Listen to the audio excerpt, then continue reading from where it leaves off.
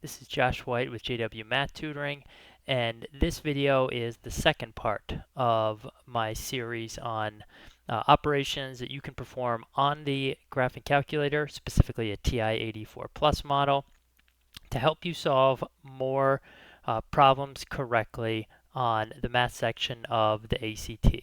So a couple things just to keep in mind before we get started. First, obviously, if you like this video, please like it, and also click the subscribe button to subscribe to my channel, and also to sign up for notifications whenever I post new videos on any math topics. Second, be sure to check out part one if you haven't done so already. Part one goes through some operations that are a little bit more basic compared to the ones we're going to focus on today, like converting between fractions and decimals and mixed numbers, and finding maximums and minimums, zeros, x-intercepts, and so on. Functions, solving systems of equations, either by graphing or by using matrix operations. But please go ahead and check that out. There'll be a link in the description down below. Also, there will be a link in the description as well for the PDF worksheet that I'm using in this video that has the operations on it, along with the steps, that you actually punch in on the calculator, and then also you can see, you see on the document, it'll have a notes column as well, so you can grab that from down there. And third thing to keep in mind is, this video is going to focus primarily, like the first part, on just how you get the actual operations into the graphing calculator. So it's not going to feature any, real examples of ACT problems from, old previously released tests. However, if you do want more practice with specific problems from previously, released ACT exams, then please check out my Improve Your ACT Math Score course on Teachable. The address is in the description below and also on the screen right now. That course has 5 modules or sections, and one of the modules focuses specifically on graphing calculator operations. So it pretty much goes through all of these operations, except that I go through many example problems from old previously released ACT exams that show you when and where to use these operations to help you solve problems. And at the end, so those are all basically in the videos for each section of the module, and then at the very end of that module, there's also another worksheet that has 25 additional practice problems on it. Again, all from previously released ACT tests for you to practice the different graphing calculator operations as well. So with that being said, let's go ahead and get started on part 2 of the TI-84 graphing calculator operations. But life is a dream the calculus could never predict. Okay, so this is the second part of, again, my TI-84 graphing calculator skills that you need to know series to help you solve ACT math problems. Next operation that we're going to talk about is graphing linear inequalities. So this is basically where you graph a line and then you shade, either kind of like above or below the line or to the right or the left of it. Or it could also be a problem where you have multiple inequalities. So you end up shading each of them and then you basically look for the overlap. So the sequence is going to be just slightly different for TI-83 84 Plus versus the Plus C model that I'm using. But for the basic operation, we just go into the graph menu, hitting y equals, and I'll just keep these same 2 lines that I had before. And what I need to do though now is I need to go all the way to the left, and so on the Plus C edition, you can see that there are colors along with a little line there. And you can change the colors if you want to, but I'll just leave them as is. And this line thing here is what we need to change to an inequality. Now, the inequality symbol that's kind of pointing like to the top right, or think of it as like the northeast direction, that is equivalent to greater than. And I'm just changing this with the arrows, the arrow keys moving left and right. And then the one that's pointing down and to the left, or kind of pointing in a southwest direction, that's what you would use for less than. So I'm going to go ahead and just make this first one less than. So this is y. I'm graphing y is less than negative x plus 2. And now for the second one, I'll just go ahead and just make this one greater than. Again, I hit enter to bring up the menu and then use the arrows to change the values for line and then just hit enter when I'm on OK. And that's pretty much it. Now I'm just going to go ahead and graph them out. And we should see two lines, and we should see shading for each of them, and there will be some type of area that is overlapped, which is the answer. Okay, so now if you go ahead and you're looking at the screen here on the calculator, basically this region right here on the left, this is the overlap. This is the answer. This is what you'd be looking for, say, on the test, when you're looking at the answer choices. All right, and now one last thing for the TI-83 or 84 Plus, the more basic models. So you move the cursor all the way over to the left, but they don't have the colors. They don't have the little squares like the Plus C has. They would just have like just the line itself as the default, and you basically just hit enter to cycle through the different symbols until you get to the inequality symbol that you want. So until you get to less than or until you get to greater than. And that's it. There's nothing really more to it other than that. Okay, so now we'll go ahead and continue on. Next thing we want to talk about is finding a linear regression, or it's also known as a best fit line for a set of points. Or another area where this can be used is basically finding the slope between just any two given points.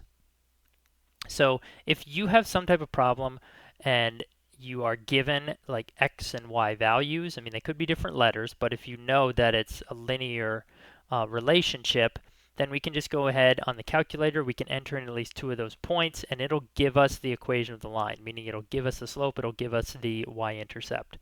So all we have to do is first press the stat key, and then select option number 1 here, edit.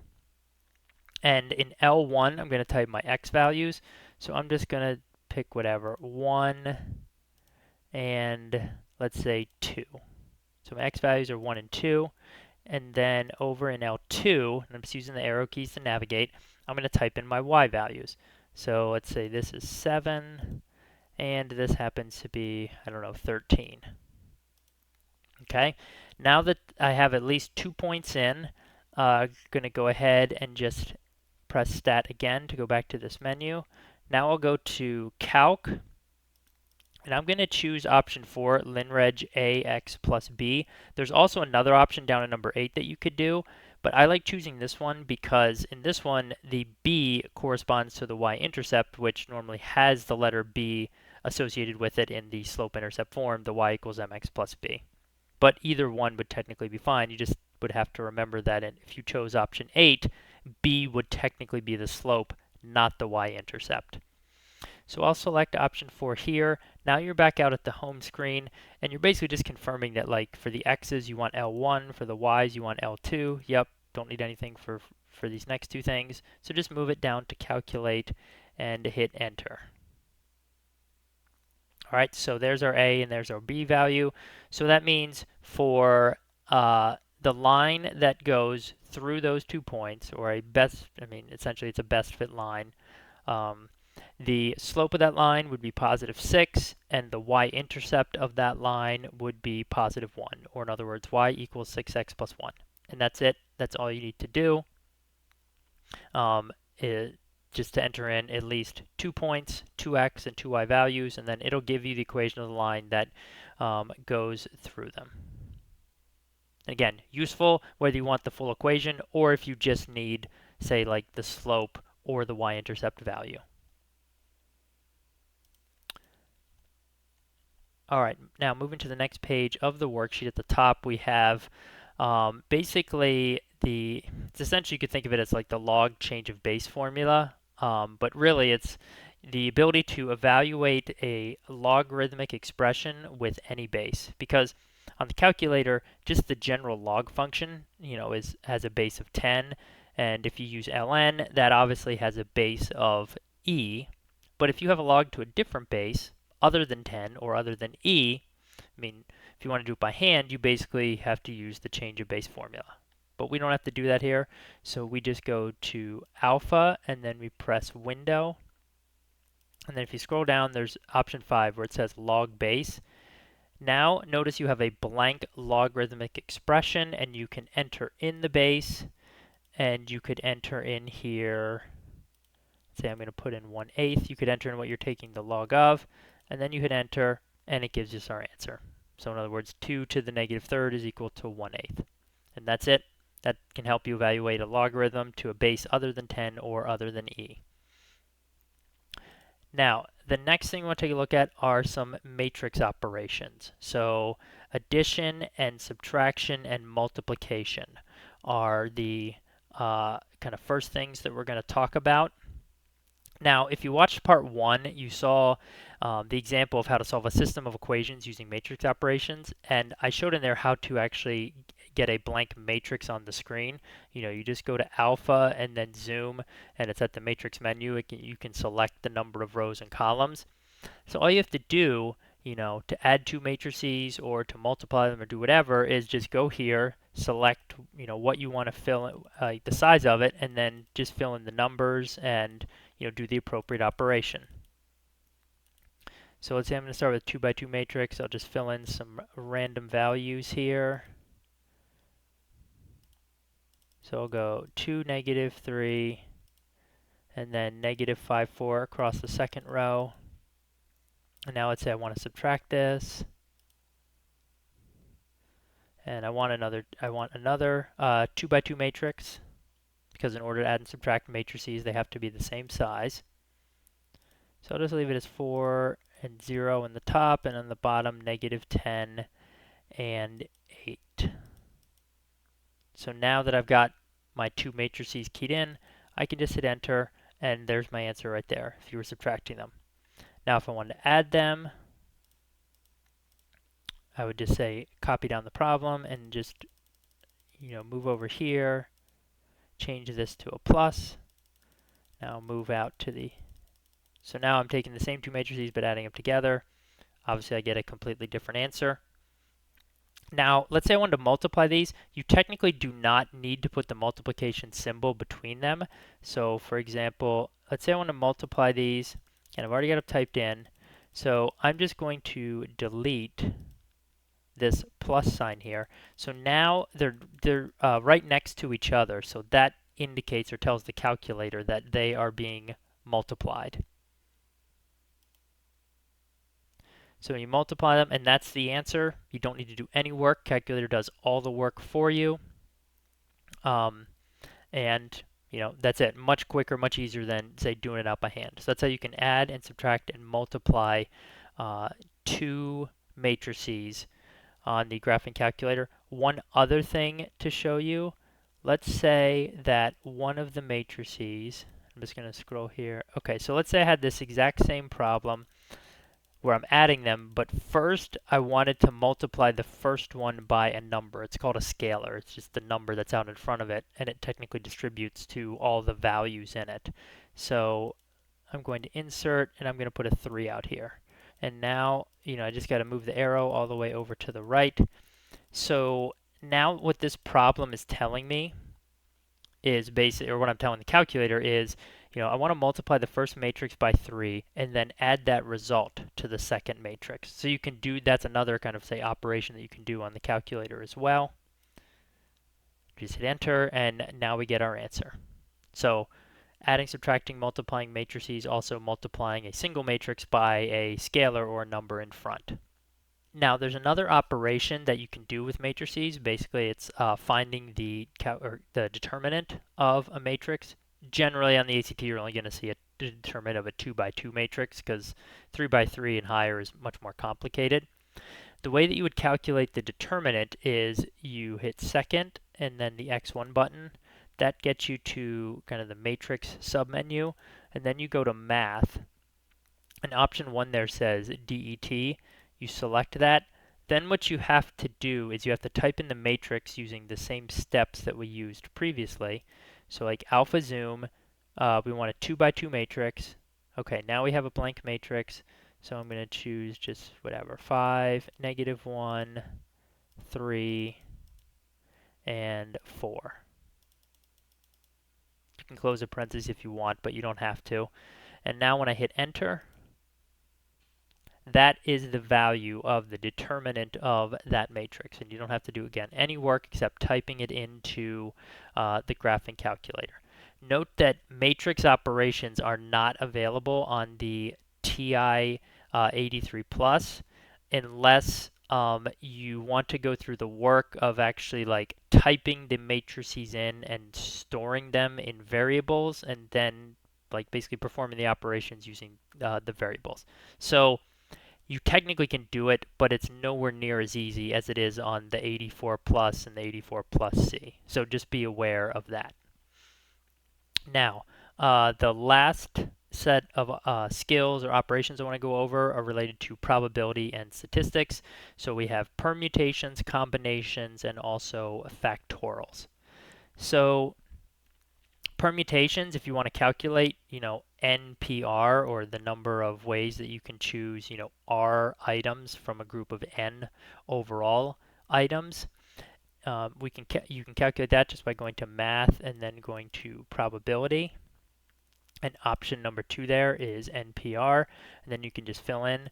So how many ways can you make a list, choosing 6 objects from a total of 10? Just hit enter. There's our answer, 151,200. Now, if you want to do it with combinations, you just go back to the same menu, PROB, but go to option 3 and CR. And then here, let's say, how many ways can we choose 6 items from a group of 10? Because remember, combinations, the order doesn't matter, so it's more like selecting rather than ordering, which you do for a permutation.